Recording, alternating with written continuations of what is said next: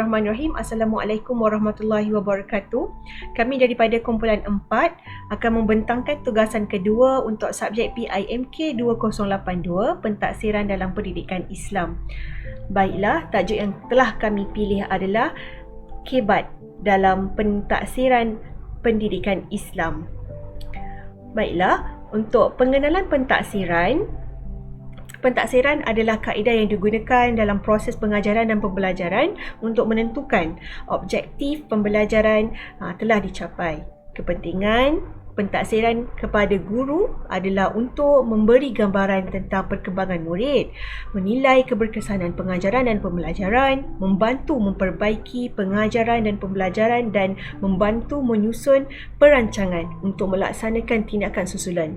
Manakala kepentingan pentaksiran kepada murid pula adalah untuk memahami tujuan mereka belajar, meningkatkan motivasi dan keyakinan diri dan memaklumkan kepada murid tentang tindakan susulan yang perlu diambil untuk mencapai standard yang ditetapkan.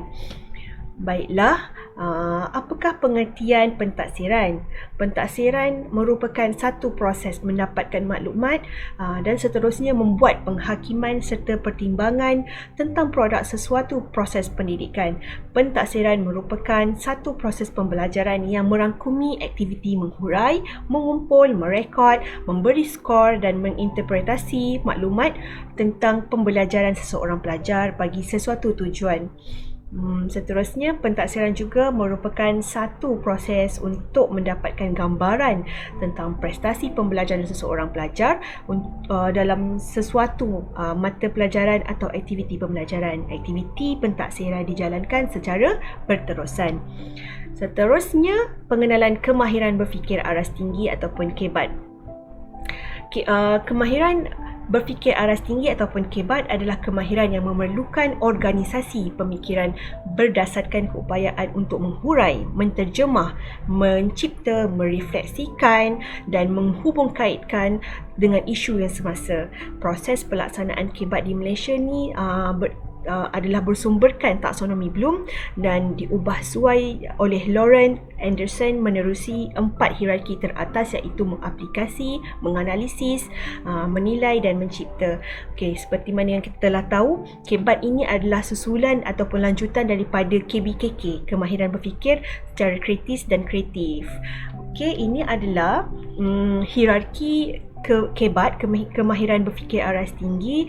Ini adalah yang sebelah sini, taksonomi asal yang telah dikenalkan oleh Bloom, bermula daripada kemahiran berfikir aras bawah, pengetahuan, kefahaman, aplikasi, analisis, sintesis dan terusnya ke atas adalah penilaian.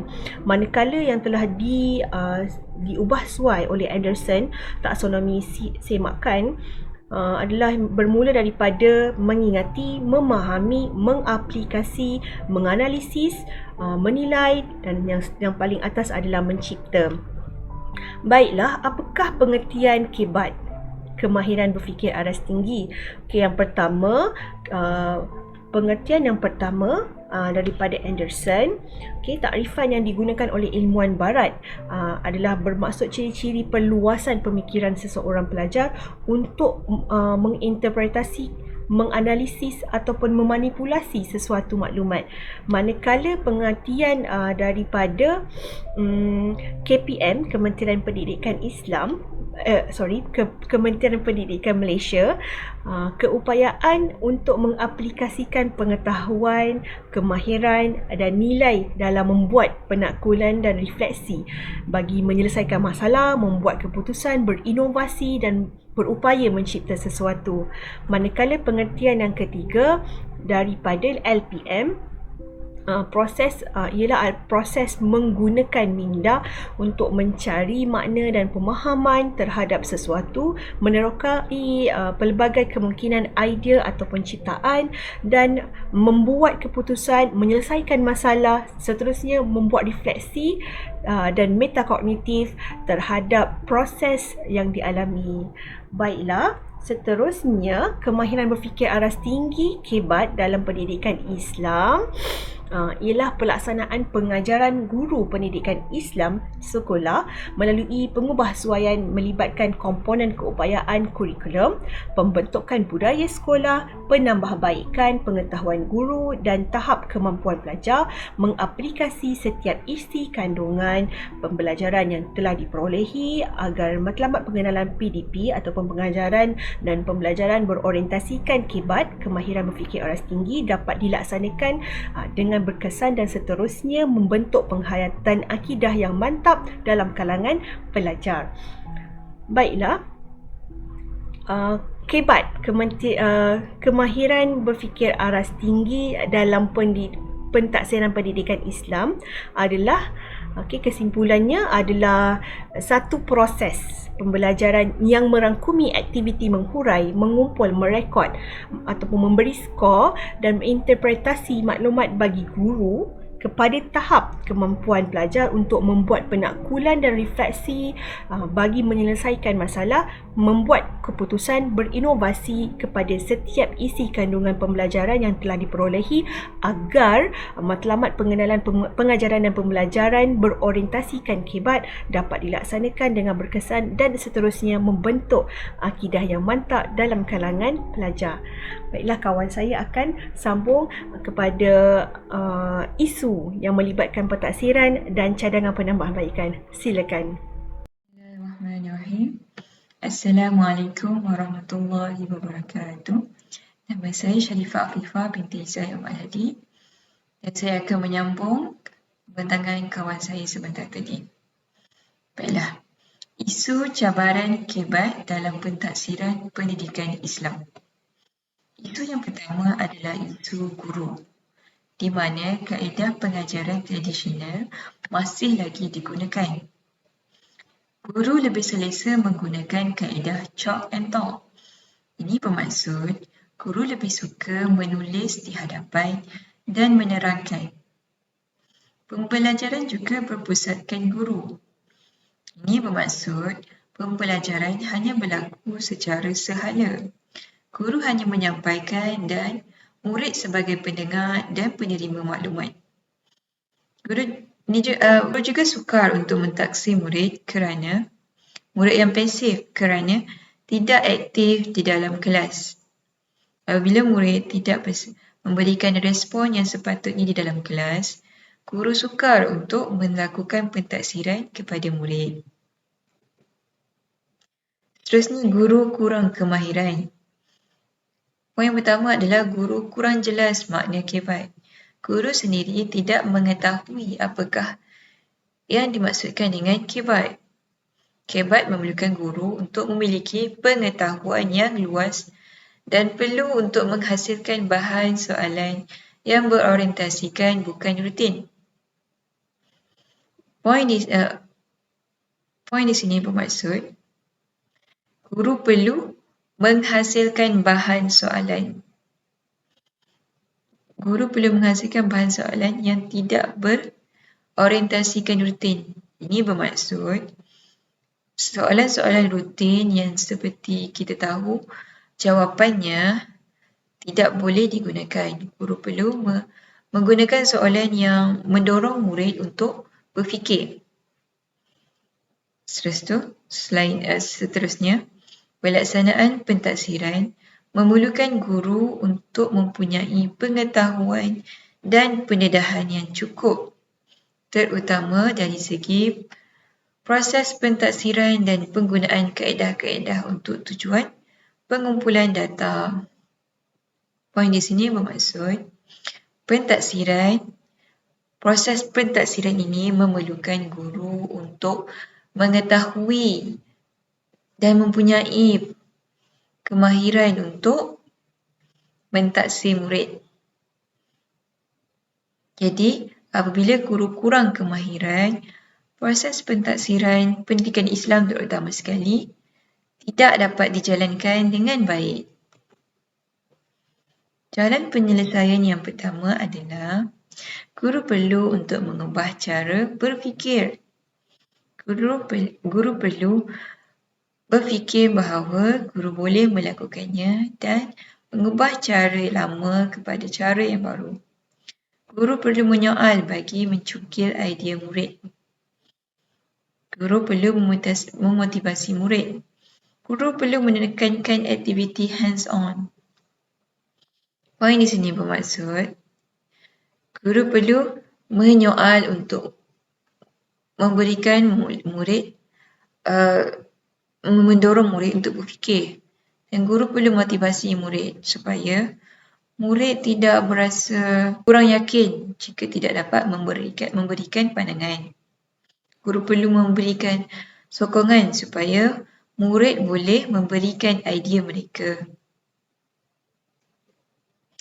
Aktiviti hands-on di sini bermaksud bahawa contohnya seperti pelaksanaan tugasan ibadah beristinja. Hands-on di sini bermaksud guru perlu mengajak murid melakukan aktiviti di luar bilik darjah. Contohnya mencari bahan-bahan istinja yang mereka boleh dapati di luar bilik darjah.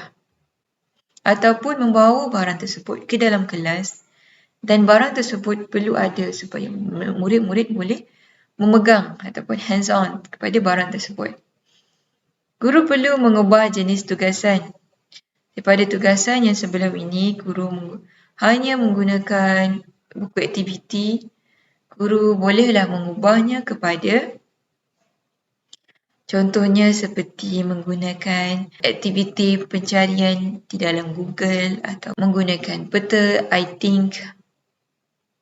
Seterusnya, mentaksir untuk pembelajaran. Guru perlulah menggunakan kaedah-kaedah pentaksiran yang betul supaya di samping murid belajar, guru juga boleh dapat mentaksir murid. Seterusnya, guru perlu menggunakan komunikasi secara berkesan supaya murid boleh bersikap aktif di dalam kelas dan menjawab soalan. Untuk meningkatkan kemahiran dan pemahaman guru tentang pelaksanaan pentaksiran, pihak-pihak berwajib perlu membuat pemantauan tentang sejauh mana pelaksanaan pentaksiran. Seterusnya, peranan guru dalam menekankan kibat. Guru boleh memastikan setiap murid melibatkan diri secara aktif di dalam PDP. Ini adalah tugas guru yang pertama. Seterusnya, memberi peluang murid berbincang, bertanya dan memberi pendapat. Jika kita lihat ada murid yang terpencil ataupun memencilkan diri, kita perlulah mengajak mereka supaya turut serta di dalam perbincangan ataupun di dalam kumpulan. Guru perlu mempelbagaikan strategi. Pelbagaikan strategi supaya banyak cara untuk memasukkan unsur kibat dapat dilaksanakan.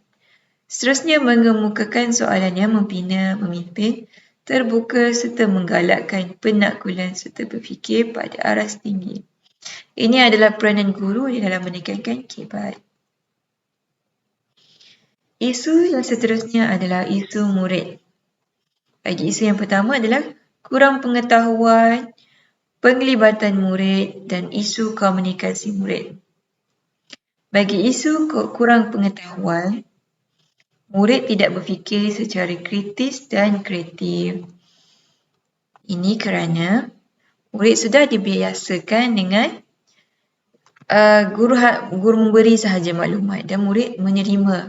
Jadi murid tidak terbiasa dalam untuk berfikir secara kritis dan kreatif.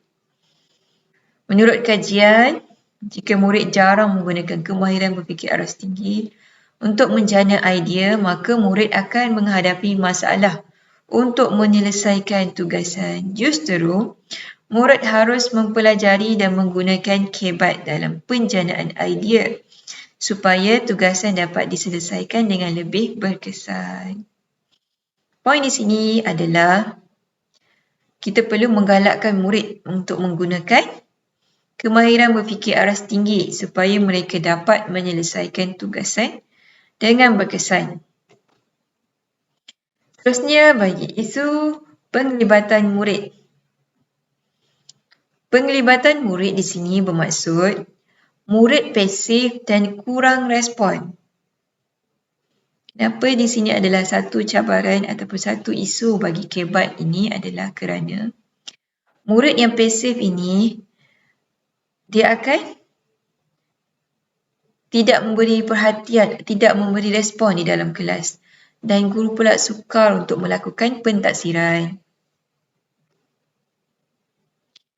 Komunikasi murid. Murid terbiasa dengan pembelajaran sehala. Ini yang saya maksudkan tadi. Murid hanya menerima dan guru hanya menyampaikan. Jadi tidak berlaku komunikasi dua hala di situ. Murid malu untuk menyuarakan pendapat atau pandangan mereka. Ini kerana mereka merasakan pendapat mereka tidak tahu betul atau salah dan mereka malu untuk menyuarakannya. Di sini, guru perlu bijak untuk memotivasikan murid supaya menyuarakan pendapat mereka.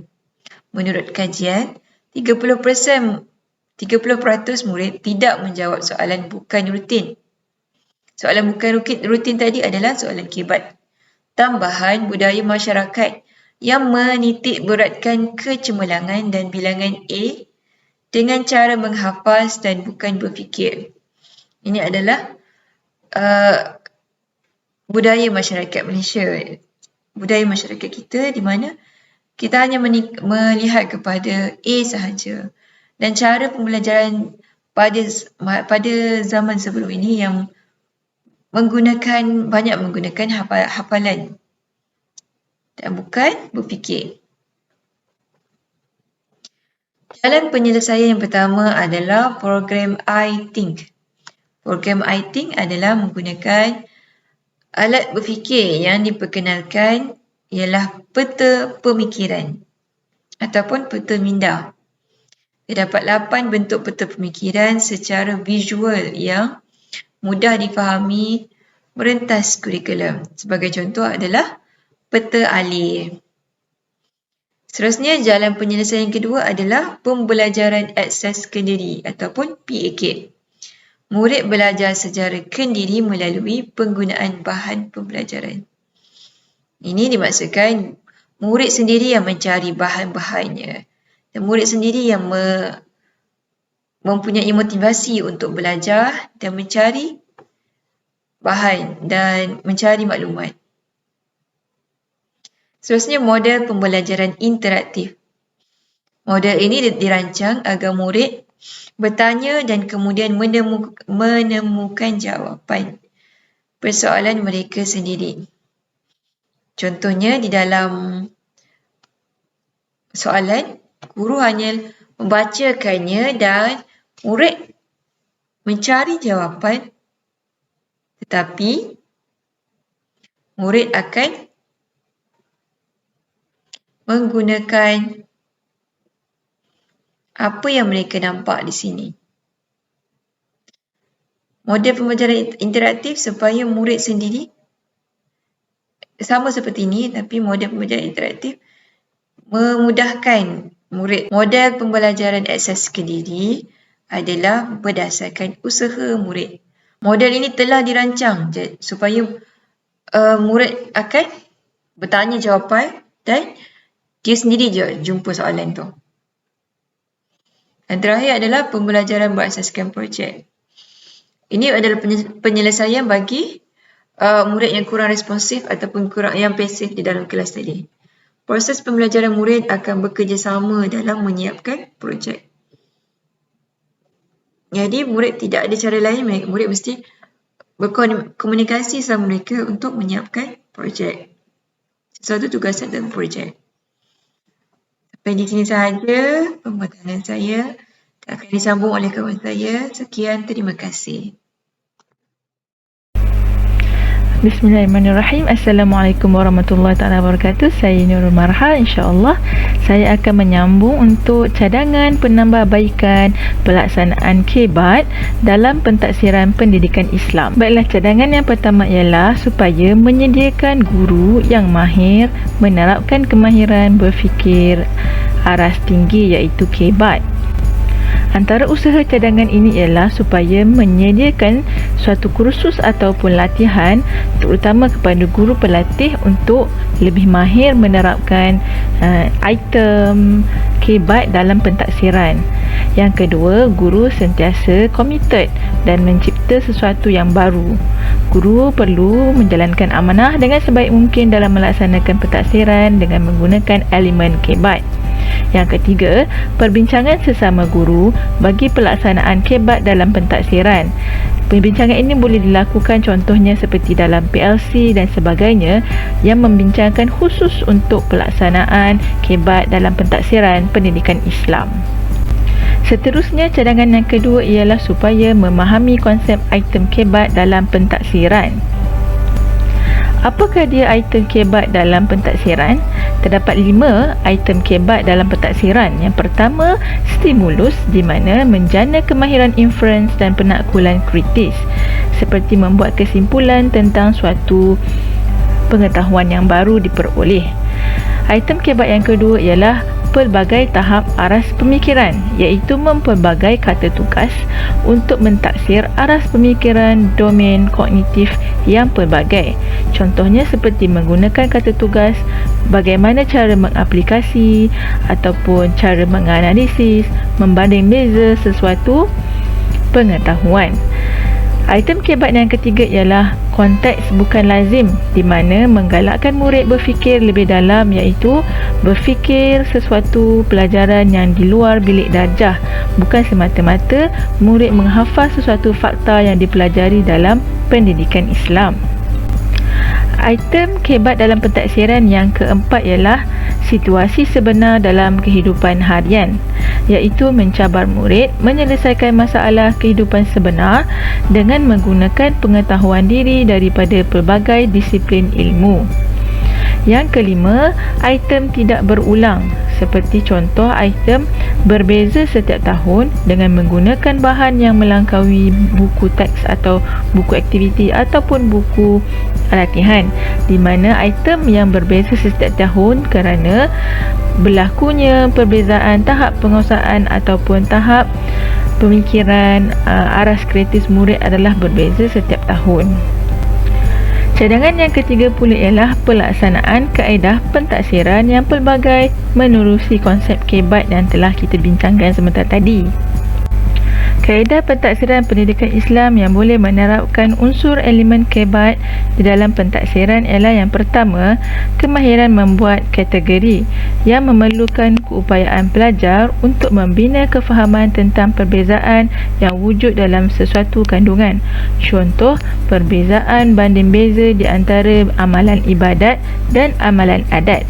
Yang kedua, kemahiran mencipta analogi, di mana mencipta perumpamaan atau analogi memerlukan kefahaman yang sepenuhnya dalam kandungan ilmu kerana menghubung kaitkan kandungan ilmu dengan situasi semasa memerlukan keupayaan menganalisa dan mengaplikasi yang tinggi di kalangan pelajar. Kaedah yang ketiga ialah kemahiran membuat ramalan, di mana kemahiran mengandaikan perkara yang dijangka berlaku daripada pendekatan yang kita guna adalah melalui terma-terma yang telah ditetapkan.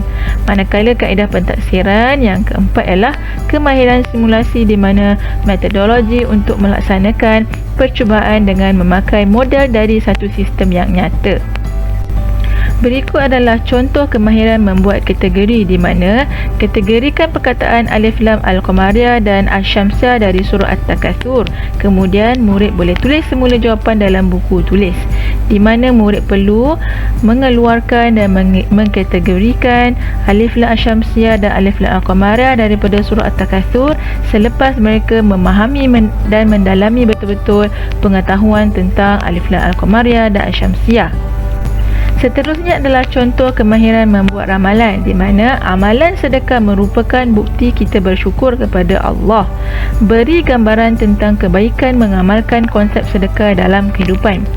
Di sini menerapkan elemen kebat, di mana murid perlu membuat satu ramalan bagaimana kita akan menggambarkan tentang kebaikan daripada amalan sedekah dalam kehidupan. Ini pula adalah contoh kemahiran mencipta analogi. Contoh analogi ini adalah seperti berikut. Ahmad mengikuti perkemahan sekolah di dalam hutan. Ahmad tidak menjumpai sungai dan bekalan air yang ada hanya cukup untuk diminum sahaja. Apakah solusi supaya Ahmad dapat bersuci selain menggunakan air? Ya, di sini menunjukkan bagaimana suatu penerapan elemen kebat untuk murid-murid membuat satu analogi lain bagaimana cara bersuci selain daripada air. Berikut pula adalah contoh kemahiran mencipta simulasi daripada perbuatan simulasi bertayamum. Berikut adalah niat bertayamum, adalah gambar untuk debu dan cara-cara bagaimana untuk bertayamum. Guru perlu mendalami dahulu ilmu pengetahuan dan cara dan langkah simulasi bertayamum dengan betul-betul tepat supaya dapat menyampaikan pengetahuan yang baru ini kepada murid. Seterusnya, murid sendiri akan melakukan simulasi bertayamum dengan betul. Cadangan yang keempat ialah membuat konferens bersama ibu bapa tentang pengamalan kebat. Sebagai contoh, pihak sekolah boleh menjalankan suatu perbincangan bersama ibu bapa tentang kepentingan mengamalkan kebat dalam pentaksiran di bilik darjah. Perbincangan bersama ibu bapa ini adalah supaya suatu persediaan awal penerimaan dan pengamalan kemahiran berfikir aras tinggi kebat di rumah berjalan dan murid lebih bersedia dengan kemahiran berfikir aras tinggi kerana mereka telah mendapat persediaan awal di rumah. Cadangan yang seterusnya ialah kajian atau penyelidikan tentang amalan kebat dalam pentaksiran perlu diperluas. Sebagai contoh, menggalakkan peluang dan ruang untuk kajian dan penyelidikan amalan kebat di kalangan guru pendidikan Islam sama ada di peringkat sekolah atau peringkat lebih tinggi seperti peringkat Jabatan Pendidikan Negeri ataupun lebih tinggi lagi peringkat kementerian. Baiklah, itu sahaja daripada saya. Semoga cadangan penambahbaikan ini dapat menjadikan pentaksiran berunsurkan elemen kebat di dalam subjek pendidikan Islam dapat diterapkan dengan lebih tinggi. Sekian, terima kasih. Baiklah, kesimpulannya untuk kebat dalam pentaksiran pendidikan Islam adalah proses pengajaran dan pembelajaran pendidikan Islam berorientasikan kebat dalam bilik darjah akan menjadi bermakna apabila ilmu pengetahuan dan kemahiran pedagogi guru berada di tahap mampu menghasilkan prestasi pembelajaran pelajar yang mantap dalam penghayatan akidah serta dapat mencapai kemahiran berfikir aras tinggi seperti mana yang telah disasarkan, seperti mana juga yang telah diunjurkan oleh falsafah pendidikan Malaysia dan falsafah pendidikan Islam Malaysia. Selain daripada menghasilkan pelajar yang holistik dan lengkap daripada segi jeri, jasmani, emosi, rohani dan intelektual. Sekian saja daripada kami. Jazakallahu khairan kathiran. Wassalamualaikum warahmatullahi wabarakatuh.